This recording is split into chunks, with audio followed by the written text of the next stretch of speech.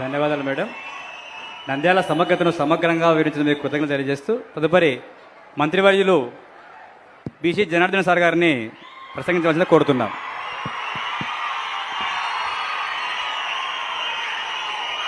బ్రహ్మంగారు నడియాడిన నేల మీద ఈరోజు మీ భూమి మీ హక్కు కార్యక్రమానికి విచ్చినటువంటి గౌరవ ముఖ్యమంత్రి గారు శ్రీ నారా చంద్రబాబు నాయుడు గారికి, అభివృద్ధి ప్రదాత గారికి, వేదిక మీద ఉన్నటువంటి నాయకులకు, అదేవిధంగా నా ప్రాణ సమానమైన తెలుగుదేశం పార్టీ కార్యకర్తలకు, బనగానిపల్లె నియోజకవర్గ ప్రజలకు, ప్రతి ఒక్కరికి కూడా పేరు పేరున నా హృదయపూర్వక నమస్కారాలు తెలియజేసుకుంటా ఉన్నాను.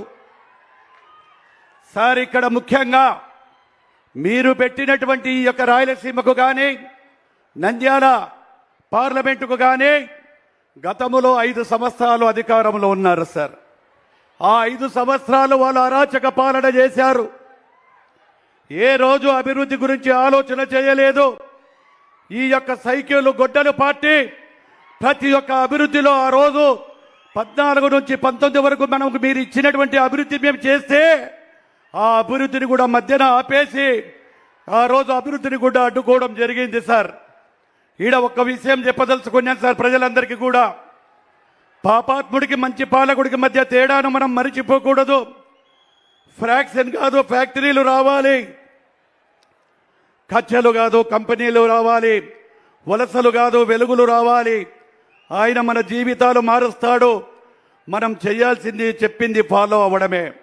5 ఏళ్ళు సీమకు ద్రోహం చేసినటువంటి ఆ దుర్మార్గులు ఇప్పుడు మాట్లాడుతూ ఉన్నారు. మీరు ఏమి చేశారు రాయలసీమకు? నేను అడుగుతున్న రాయలసీమకు ఈ యొక్క గొడ్డలి పార్టీ నాయకుల్ని ఈరోజు ఈ ప్రజావేదిక ద్వారా మా గౌరవ ముఖ్యమంత్రి ముందర ఎక్కడ డిబేట్ పెట్టినా రాయలసీమకు మీరేం చేశారో నేనేం చేశానో చెప్పడానికి రెడీగా ఉన్నాం.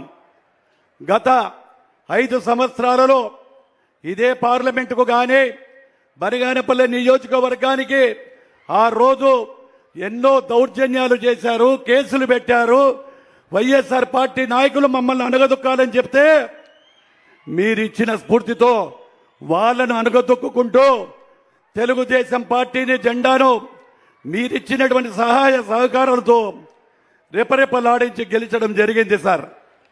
ఈరోజు మీరు వచ్చిన తర్వాత మా నియోజకవర్గానికి రాష్ట్రంలో అడిగిన వెంటనే ఆర్టీఓ ఆఫీస్ ఇచ్చినందుకు మా నియోజక ప్రజల తరపున మీకందుకు శిరస్సు ఉంచి పాదాభివందనం చేస్తా ఉన్నాను సార్. ఇది మా ప్రజల చిరకాల కాంక్ష. అదేవిధంగా గతంలో 17వ సంవత్సరంలో తమరు బనగానిపల్లె పట్టణంలో జరిగే ఇబ్బందులు ఉన్నాయి. చుట్టుపక్కల సిమెంట్ ఫ్యాక్టరీలు వస్తాయి, ఇండస్ట్రీస్ పెరిగాయి. ఎప్పుడో బ్రిటిషుల కాలంలో వేసినటువంటి రోడ్లు ఉన్నాయి. ఆ ఇరుకు సందులలో పోతా ఉంటే ఇబ్బందులు ఎదుర్కొంటా ఉన్నాము. బైపాస్ రోడ్డు కావాలంటే తమరు వెంటనే మాకు ఇవ్వడం జరిగింది సార్. ఆ బైపాస్ రోడ్ టెండర్లు పిలిచిన తర్వాత కేవలం మన ప్రభుత్వం మొదలు పెట్టిందని చెప్పి ఆ ప్రభుత్వం ఆ రోజు వచ్చిన తర్వాత దాన్ని కూడా బైపాస్ రోడ్డును క్యాన్సిల్ చేశారు సార్. మళ్ళీ నేను మీ దగ్గరికి వచ్చిన అడగంటిన వెంటనే మళ్ళీ అదే జీవోని ఇచ్చి ఈరోజు బనగానపల్లెకు ఎన్నో కష్టాలు పడుతూ ఉన్నారు. కంటైనర్లు వస్తూ ఉన్నాయి. ఏ రోజు చూసినా గంటల కొద్ది ట్రాఫిక్ జామ్ అయిపోతూ ఉంది. అటువంటి తరుణంలో ఇప్పటికే మీరు ఇచ్చినటువంటి బైపాస్ రోడ్డును 70% పూర్తి చేసుకొని త్వరలోనే వాటిని కూడా ఓపెన్ చేయబోతా ఉన్నాం సార్. ఇది ఒక బనగానపల్లె గ్రామ పంచాయతీకి ఒక చరిత్ర సార్. ఎందుకంటే తమరిచ్చినటువంటి స్ఫూర్తితో ఇక్కడ చాలామంది పేదవాళ్ళు ఉన్నారు, మైనార్టీలు ఉన్నారు. ఇక్కడ చిన్న చిన్న సందులలో ఉంటే ఆ మురికిలో ఉన్నటువంటి వలన చాలామంది కూడా మురికి పోతా ఉంటే మీరిచ్చినటువంటి స్ఫూర్తితో 41 కిలోమీటర్లు అండర్ గ్రౌండ్ డ్రైనేజ్ మీరు శాంక్షన్ చేసినందుకు మా ప్రజల తరపున మీకు పాదాభివందనాలు చేస్తా ఉన్నాం సార్. ఇది ఒక చరిత్ర సార్. 41 కిలోమీటర్లు సార్. ఇప్పటికే 28 కిలోమీటర్లు కంప్లీట్ చేశాం సార్ రాత్రింబగళ్ళు. ఈ నెల డిసెంబర్ నాటికే దాన్ని కూడా కంప్లీట్ చేసి తమరికి అంకితం చేస్తానని చెప్పి నేను తెలియజేస్తా ఉన్నాను సార్. గర్వంగా చెప్పగలుగుతున్నాను సార్. ఇది ఒక్కటే కాదు సార్, ఈ యొక్క గ్రామీణ వ్యవస్థను నిర్వీర్యం చేయడం జరిగింది.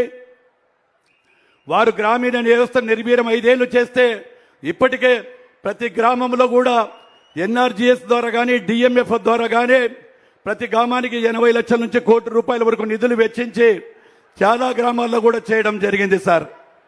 ఈరోజు వైఎస్ఆర్ పార్టీ నాయకులు చెప్తా ఉన్నారు, ఈ చుట్టుపక్కల ప్రాంతంలో తమరు 17వ సంవత్సరంలో ఒకటే సింగిల్ యూనిట్ మీద రాముకో పరిశ్రమను మాకిచ్చి ఈరోజు 1000 మందికి మాకు స్ఫూర్తిదాయకమయ్యారు.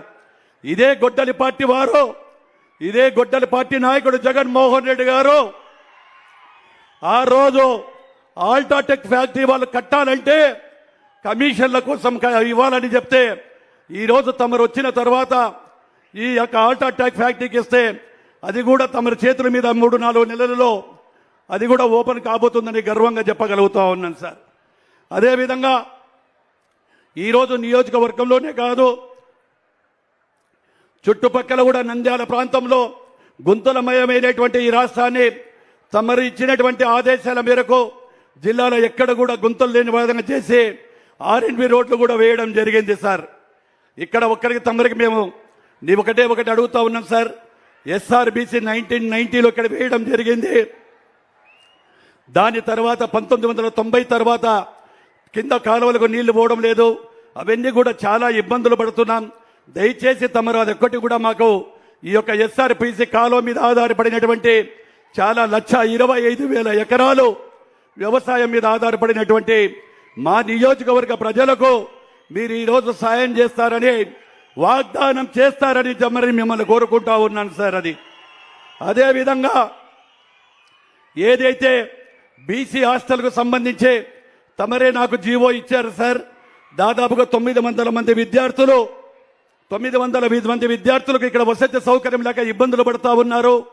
అక్కడ బీసీ హాస్టల్ శాంక్షన్ చేయవలసిందిగా కోరుకుంటూ ఇక్కడికి వచ్చినప్పుడు స్వాగతం పలికిన ప్రతి ఒక్కరికి కూడా చేసి ఈ అడిగినటువంటి 2 కోరికలను తీరుస్తారని నాకు తెలియజేస్తారని చెప్పి కూడా తెలియజేస్తూ ఇక్కడికి వచ్చినందుకు మళ్ళీ మా నియోజకవర్గ ప్రజల తరఫున, కార్యకర్తల తరఫున, జిల్లా ప్రజల తరఫున మరొక్కసారి తమరికి స్వాగతం తెలియజేస్తూ సెలవు తీసుకుంటున్నాను.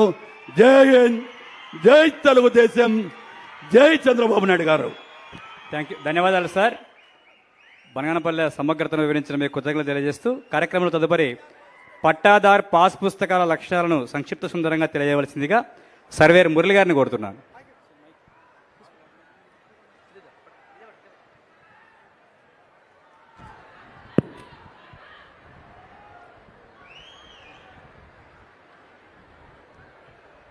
ఈరోజు గౌరవనీయులైన ముఖ్యమంత్రి గారి ముందు ఈ యొక్క సమగ్ర సర్వే మరియు పాస్బుక్ యొక్క ప్రాధాన్యతను వివరించే ఈ అవకాశాన్ని నాకు ఇచ్చినందుకు చాలా అదృష్టంగా భావిస్తున్నాను సార్. మనం చూసుకుంటే గత 100 సంవత్సరాల కింద చైన్లతో, టేపులతో మరియు ఒక్కొక్క రైతుకు సంబంధించి 4-5 మంది రైతుల్ని ఒకే సర్వే నెంబర్లో పెట్టడం వల్ల వారి గట్ల యొక్క సమస్యలు మరియు ఇతర కోర్టు విషయాలన్నీ ఎక్కువగా ఉండేటివి.